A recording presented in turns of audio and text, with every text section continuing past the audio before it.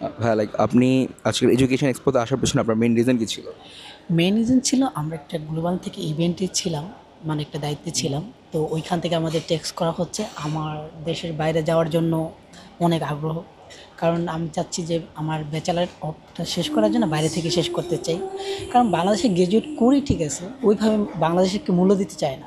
আচ্ছা আচ্ছা, মানে আপনি বলতে চাচ্ছেন যে বাংলাদেশের ডিগ্রির কোনো ভ্যালু নেই? ডিগ্রির ভ্যালু আছে ঠিক আছে, কিন্তু মানে ছোটোখাটো ইউনিভার্সিটিগুলো যেগুলো মানে টপ লেভেলে নেই, যেমন নর্থ সাউথ টপ সাইড আছে, আপনার ব্র্যাক ইউনিভার্সিটি টপ লেভেল আছে, এই ইউনিভার্সিটিগুলো মানে ভ্যালু অনেক ধরে, ওইগুলাতে মানে অনেকই ধরে। আর আমাদের আদার সাইড যে ইউনিভার্সিটিগুলো আছে মানে যে নাম মানে যেগুলো টপ রেটেড না, ওগুলোর মানে এডুকেশন মান এত ভালো না। মান তো ভালো না, এর কারণে ওই গ্রাজুয়েট করলে আমাদেরকে ওইভাবে মূল্য দিতে বাংলাদেশ চায় না।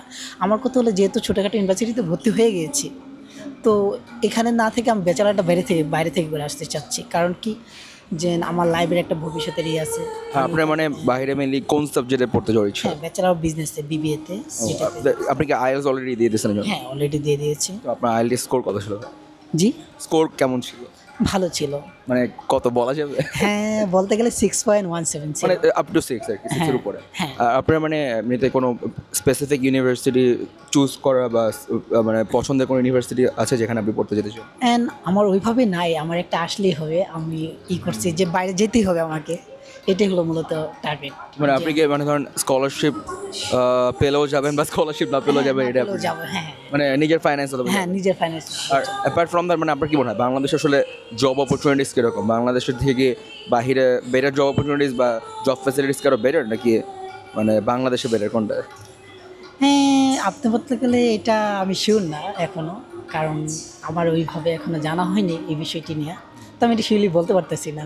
বাহিরে যাওয়ার পেছনে আপনার কি আর কোনো রিজন আছে? মানে লাইক বাংলাদেশে যেহেতু মানে লাইক এনভায়রনমেন্ট ভালো না, লাইক পলিটিক্যাল আনস্টেবিলিটি বা এরকম স্টাফ চলতে থাকে, ঝামেলা হতে থাকে, ওই দিক থেকে কি আপনি মানে ধরেন লাইক বাঁচার জন্য বা মানে বাহিরের মানে ডেভেলপ কান্ট্রিতে যে ফ্রিডম অফ স্পিচ বেশি বা একটু পিসফুল বেশি আর কি ওরা, তো ওইটারও কি মানে মানে at the behind of the mind মানে ওইটাকে একটা রিজন হিসেবে কাজ করে কিনা যে দেশ থেকে অন্য দেশে চলে যায়? অ্যাকচুয়ালি এরকম কিছু না, আমাদের ফ্রেন্ডসের অনেকজন বাইরে পড়ে, মানে আমার ব্যাচের যেটা ছিল, আমি যখন রেসিডেন্সিয়াল মডেল কলেজ থেকে বের হয়েছিলাম, ঢাকা রেসিডেন্সিয়াল মডেল কলেজ থেকে, তখন আমার বন্ধুরা অনেকেই বেড়ে চলে গেছে। বাইরে যাওয়ার পরে ওরা অনেক ওইদিকে গ্রাজুয়েট কমপ্লিট করতে চলে গেছে। তো আমার বাসা থেকে প্রশ্ন করতো, তুই বাংলাদেশ থেকে কি করবি, তুইও চলে যা। সো মানে আপনার ফ্যামিলি আছে যে আপনি বাংলাদেশের বাইরে চলে যান? হ্যাঁ, আমার ফ্যামিলি অলরেডি কয়েকজন বাইরে থাকে, তো আমাকেও বলতেছে তুই বাংলাদেশ থেকে কী করবি, বাংলাদেশে গ্রাজুয়েট করে লাভ তাই, তুই বাইরে থেকে গ্রাজুয়েটটা কমপ্লিট করে। বুঝতেই পারতেছে ফ্যামিলি ইস্যু যেহেতু, আমার এর জন্যই যাওয়া। ওকে, থ্যাংকস আ লট ভাই for sharing your opinion. Thank you.